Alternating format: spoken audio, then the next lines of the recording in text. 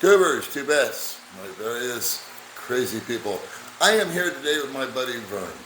And Vern and I did a video about a year and a half ago. You were leaving the country because your visa time was up. Mm-hmm. Excuse me.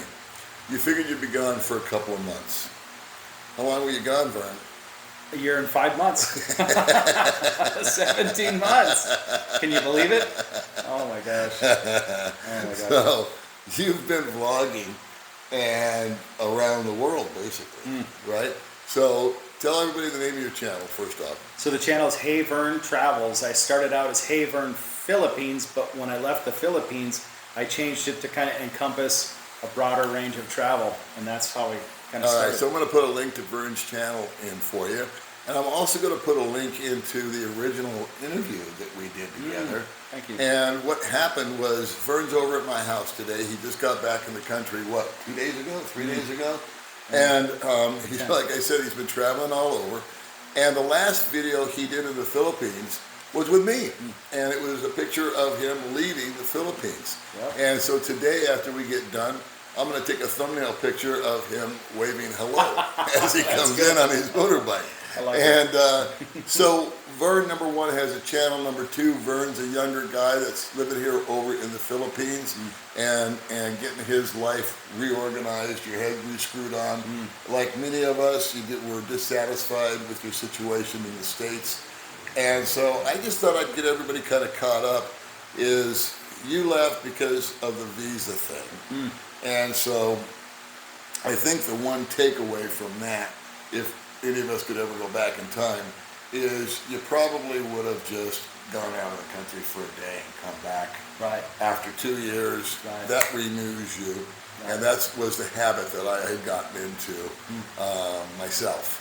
I went on vacations, but one little quick tidbit here, kids, is that you've got 3 years, but if you're in it for 1 year, 2 year, 2.5 years, and you go to Singapore or Thailand or pick your country, and sat in the airport for 24 hours and came back, you're gone. And that starts the process all over Right. again. So your back was kind of against the wall. It was like you had to leave. Yeah. Okay, so where did you go? How many countries did you go to? So I believe I went to 5 countries. 5 countries. Yeah. And could you name all 5 of them? So, And there will be a test. so when I first left, I went to Turkey. Turkey, Then I went to Albania. Then Albania, I went to Montenegro. Then Montenegro, I went to Serbia, Serbia, Thailand. and Thailand. Favorite one? So, you know, that's every country I liked for something different. But when I was out traveling, the thing that I found was there were very few places that were actually kind of a normal. And when Because of the pandemic. yes. Yeah, that's true. And by the time I finally came to Serbia, it was so vibrant and the people were so friendly, and you could just go down the walking street. It was packed with people out having coffee and shops and community, and people were so nice and friendly. And I never imagined Serbia would be that amazing and that fun, and I love Serbia.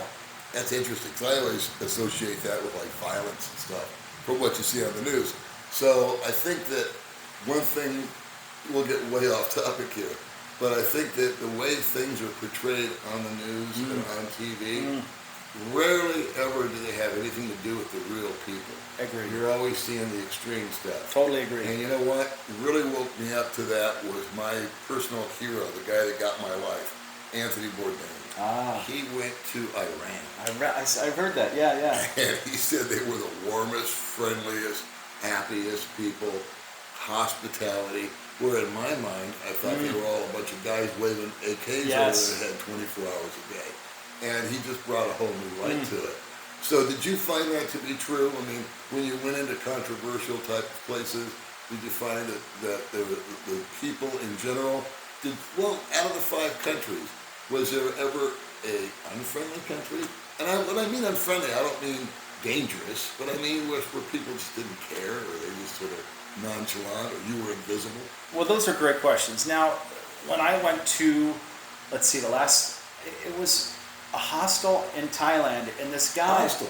Well, I stayed at a hostel. Oh, you stayed at a hostel. I'm sorry. In Thailand, and the guy that was like the bunk mate on the other side of the room, told me exactly what you said, that he was from Turkey. And so I really hit it off with him because I spent so long in Turkey. And he told me that even there he had the perception that Iran was scary and he was afraid to go. And he said they gave him such a warm welcome. He went back twice. He said it was so amazing. Huh. And so can you imagine, even living in that neighborhood, they have that same perception. That's but interesting. he said it was incredible and he can't wait to go back again.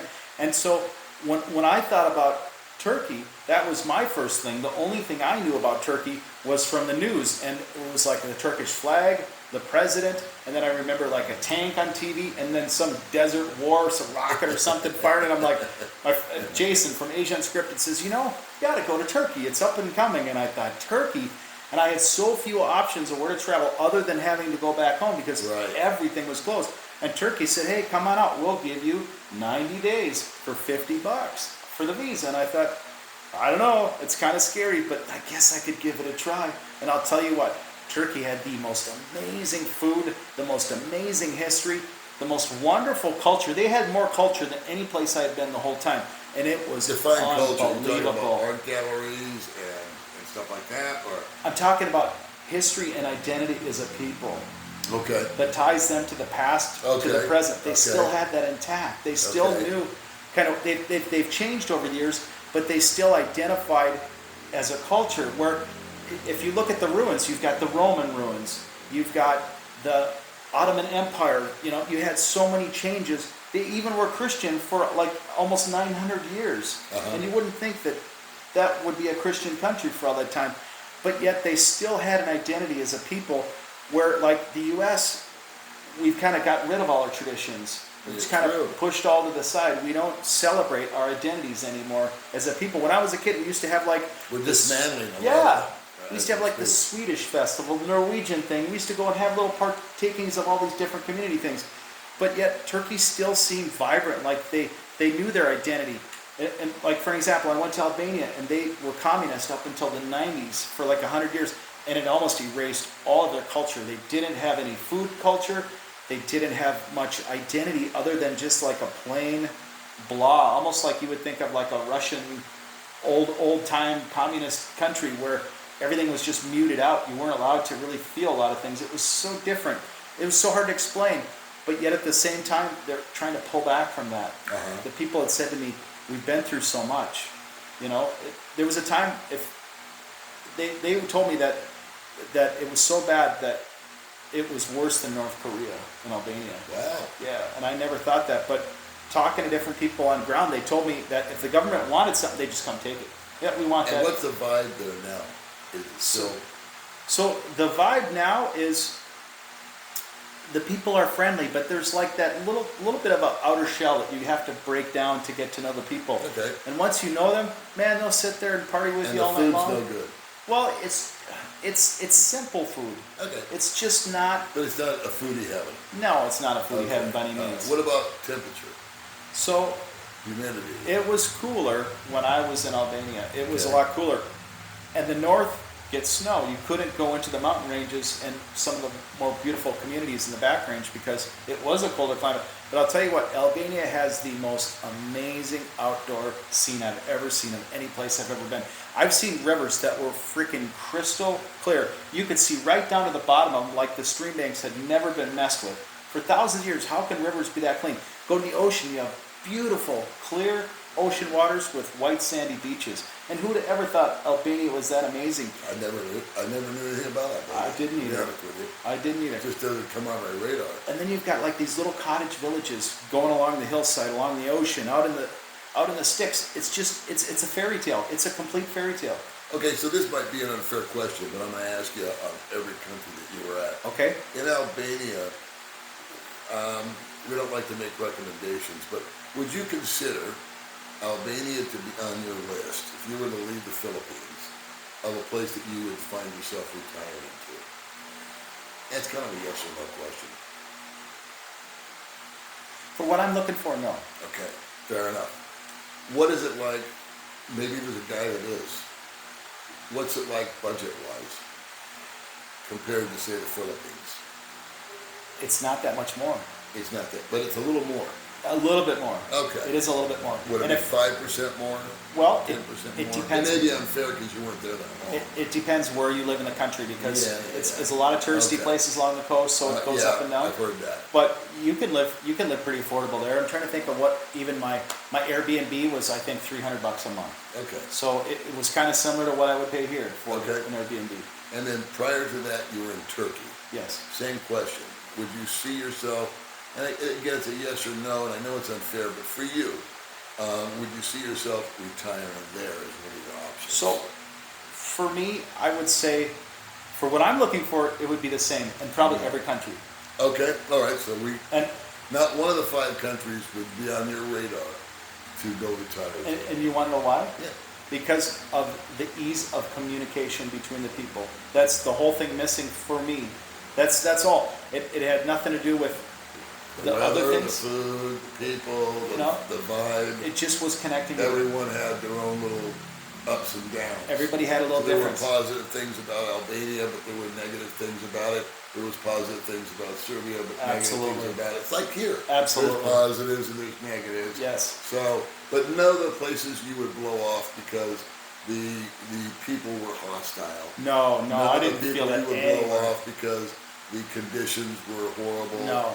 Or you felt No. threatened, or the weather was unbearable, or No. the terrain, or the transportation, or the internet, or all these other things we come to grow to know and love. Each country had its own fear base before I went there. Each one. And each one erased all of those fears completely in my head of what I had perceived it to be like. Okay. Now, every area that I went to had a different plus or minus, like you say, and some places blew my mind. Just blew my mind. Like Albania has ancient Roman history that you can walk into. It's got ruin sites that haven't hardly even been excavated. Places where Caesar went. It's unbelievable.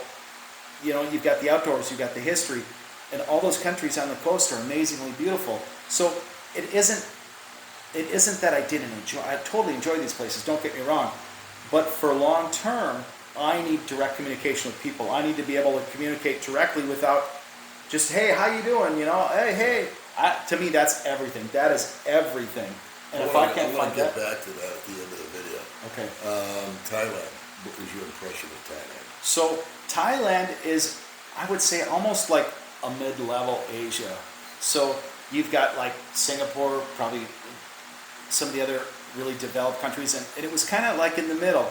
It wasn't overly sophisticated, but yet it wasn't like underdeveloped in any way. No. It was well put together. The people were friendly, but they were very reserved and very shy. And if you're the kind of person who likes that kind of a community where people aren't really in your business, they kind of leave you alone, that might be your fit, you know? A lot of guys live in Thailand. Yes.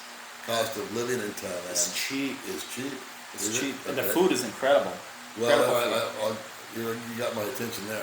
That is a foodie heaven. Yes. Is Thailand. Yes. It really is. I mean, the combinations of what you can get over there are just unlimited. It really is. They have food dialed in, man. Wow. Oh my God. They have food dialed in. They even have the foreign foods just perfected. Yeah.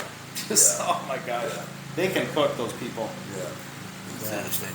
Maybe we'll come down a little bit. All right. So let's see. We've covered Serbia, Turkey, Thailand. Where else were you? I was in Montenegro. Tell us about that. So Montenegro is a very small country. For me, it seemed like it was actually bigger on the map than when I got there. You can drive from the ocean end all the way to the other end, I think in like 3.5 hours, but it takes more time to go inland to go toward Serbia. But it was a lovely country, lovely people. It was just starting to awaken, so it wasn't really fair to really know what was going on. It's a country of less than 1 million people. So how can you have any European country less than 1 million people when you have like the United States completely jam-packed on the eastern coast and it's only how many hundreds of years old, but then you have this area that's thousands of years of history but hardly has any people. So that was kind of a surprise. Now the food is a little bit higher up than Albania because I don't think they went through the hardcore communism. It was all part of the former Yugoslavia, all those lands in there years ago. And so they seem to have more culture, very friendly people, but a little shy and reserved, kind of like the Thai people. They're like a little shy. And the thing that I loved about it is it's like a little bit of a richer touristy haven for Europe, but it's not overcrowded. It's kind of like, hey, let's go over here. It's like going over to Sikihor, and you have some nice beaches over there. It's like the place to go in Albania. Gotcha. Anyway, but the scenery was amazing, beautiful. You could stay in these old castles along the coast. There was a place where I believe even Brad Pitt and Angelina Jolie had their big doings there. Really? So it's kind of a well-known place for the rich to kind of hide out and hang out and I escape. didn't know that. Yeah. Huh. So it's kind of off the radar. Because I'm not rich or famous. There you go. Maybe They maybe never next invite year. me along. Next year. So I stayed these like a month in each castle location, and I keep writing about Brad Pitt, but he never returned to any of my calls or emails. Well, darn, I'll get right on that. So. Yeah, help me out. But it had so much to offer, just the history, the vibe. And when I spent the last, I want to say it was like a month in Kotor. Everybody talked about Kotor and raved it up, but Kotor was incredible because it was like a self-contained vacation. You're in this old ancient castle right on Kotor Bay, and it's got the drawbridge and everything, and you're living in there in a hotel or a hostel. I was in the hostel, and it was like $10 a night, and they have live music each night, and it was just wonderful. The people are so friendly and talkative, and it was probably. How long were you there? I'm trying to think if it was like 2 months.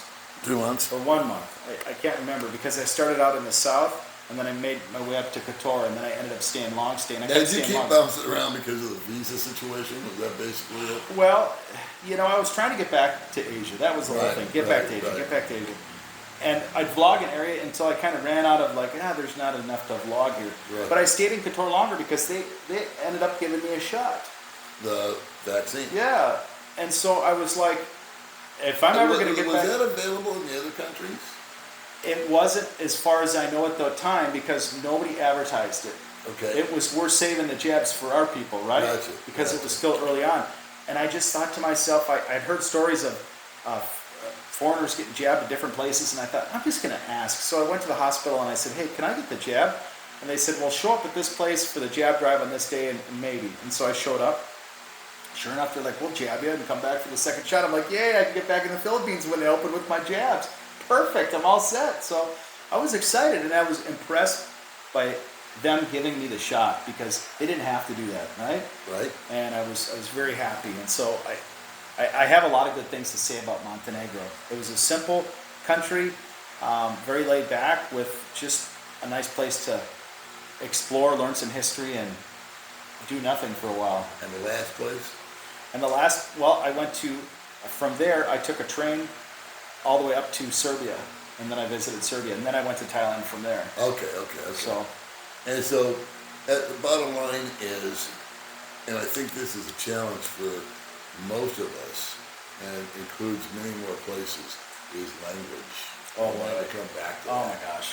Now, was one place really hard? Because, I went to Indonesia, and there they had so many tourists from Australia and Bali. Okay. That, English, the vendors at least, would be able to chat you up. And my cab driver was able to chat me up. But I went to Vietnam, and nothing. I mean, zero. It was impossible to communicate. Impossible. Right. Impossible for them to understand me. Impossible for me to understand them.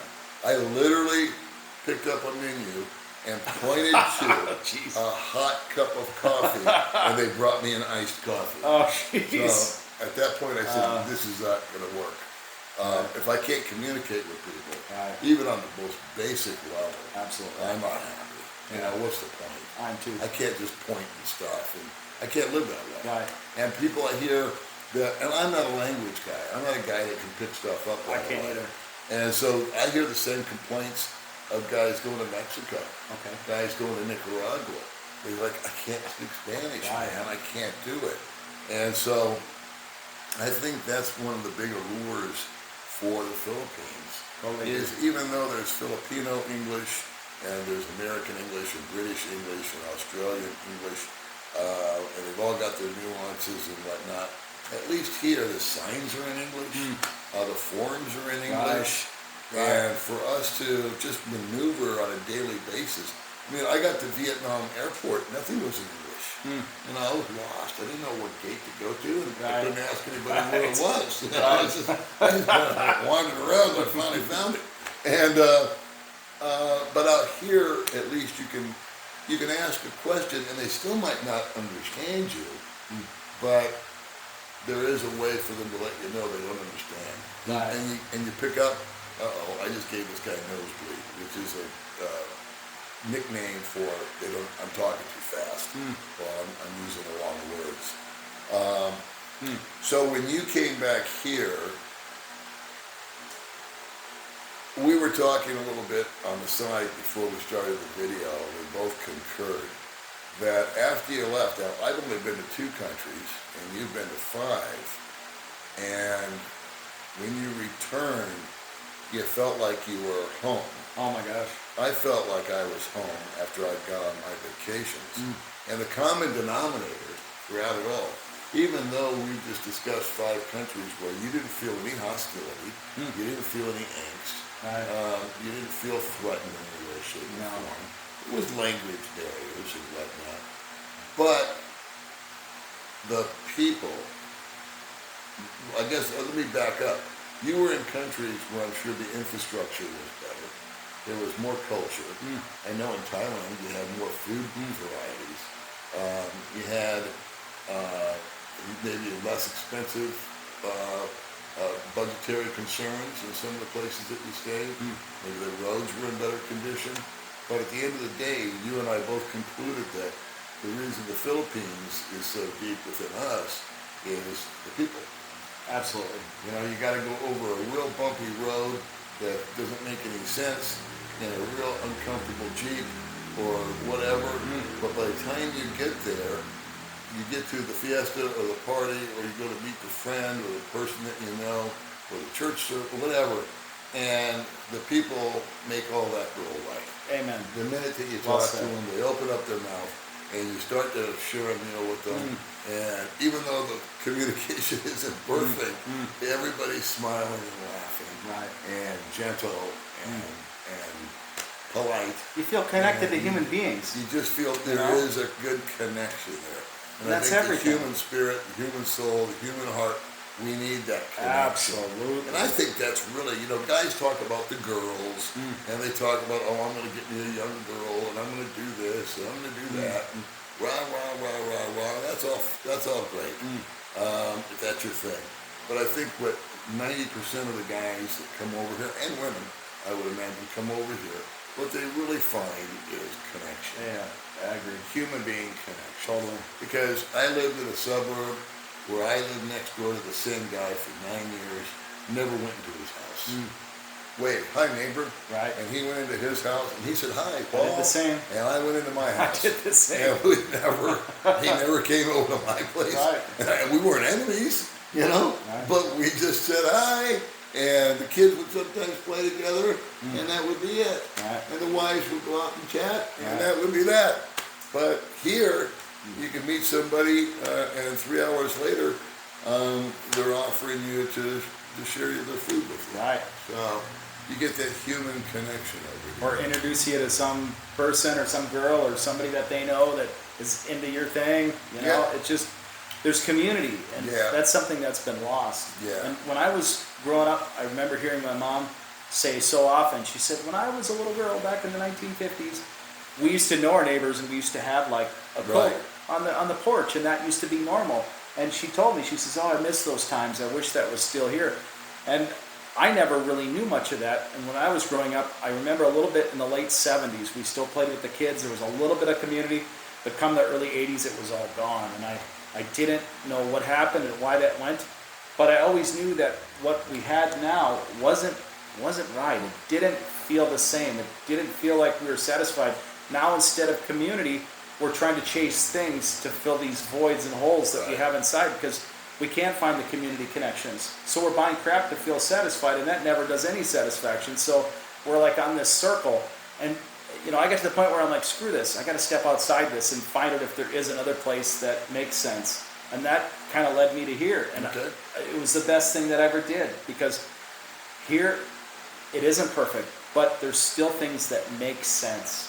Yeah. The most important things. Yeah. And it's worth everything to come and experience that. Well, I'm glad you're back. And Thank you. one quick side note, we won't beat this to death. We won't beat poor Vern to death. But when he got the jab, it just so happened that the country was not on the reciprocal list. What a surprise, right? Oh my God. So poor Vern went through all the hoops, got to the airport in Manila, and they said, well, no. Yeah, right. Guess what? You're going to stay in our Como hotel. Guess what? You got a choice. You can go back, or you can quarantine for 5 days. Quarantine for 5 So the days. poor man, as he's there, he can see the door leading out to the street with all the tricycles and the jeeps and the people he knows, and he's gone for a year and a half, 5 countries, just trying to get back home. This wandering guy. And there he is at the, just at the 1 yard line, and nope. Yeah, that didn't make me too happy. The poor guy had to go quarantine for 5 nights and 6 days or something like that. Yeah. And then you took the test and you passed it, and now he's back. All right. So Vern, I'm going to put a link to his channel. He's going to have a lot of tales to tell. One of them's going to be the condition of his apartment. He kept his apartment here and paid for it the whole year and a half you were gone.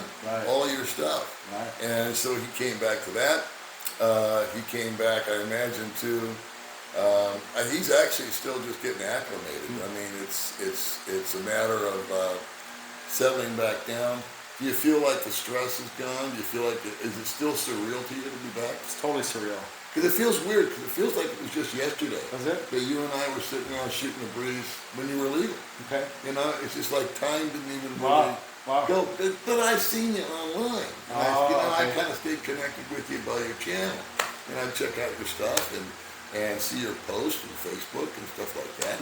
And I don't know, it's just, time just speeds up the older I get. So it's a lot faster. It feels like, when I tell people, it's hard to live in an alternate reality. Like, if you imagine being back in the U.S., seeing your dad, you can't exist there at the same time existing here. It's like you're either one place or the other. You can't. To me, that's kind of how it felt, and I can't really be here yet until I get everything dialed in and I have that existing again. But one thing that really struck me, that really I can't figure out to this day, and not so much you, but when I had seen people and their faces after being gone a year and a half, I looked at them and they looked like they aged 5 years. I'm like, has the stress been that strong here? What is going on? One guy had full gray hair and he only had a couple grays. I'm like, what happened? I'm just shocked. Yeah, well, we had 2 of our friends pass away while we were gone. I mean, time marches on. Oh my gosh. Gravity's not kind.